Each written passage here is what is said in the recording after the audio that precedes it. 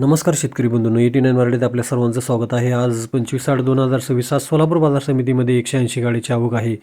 शेतकरी मित्रांनो, काल अहिल्यानगरमध्ये आवक होती 49,940. त्या ठिकाणी सरासरी कांद्याला दर 2850 रुपये भेटलेला आहे.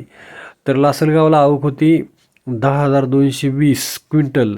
तर त्या ठिकाणी सरासरी दर भेटलेला आहे 4,251. तर सोलापूरला आवक होती 10,520 क्विंटल इतकी. तर त्या ठिकाणचा सरासरी दर आहे 2,900. हा सर्वात नीचांकी दर आहे. त्या मानानं लासलगावचा जो सरासरी दर आहे तो 4,251 हा अत्यंत चांगला दर मानला जातो. आज सोलापूर बाजार समितीमध्ये टॉप कांद्याची आवकला हा 5,100 ते 5,055 अशा विकले गेले आहेत. तर 1 नंबर कांदा हा 4,500 ते 5,000 असा विकला गेलेला आहे. तर 2 नंबर कांदा 4,000 ते 4,400 असा विकला गेलेला आहे. तर 3 नंबर कांदा 2,500 ते 3,900 असा विकला गेलेला आहे.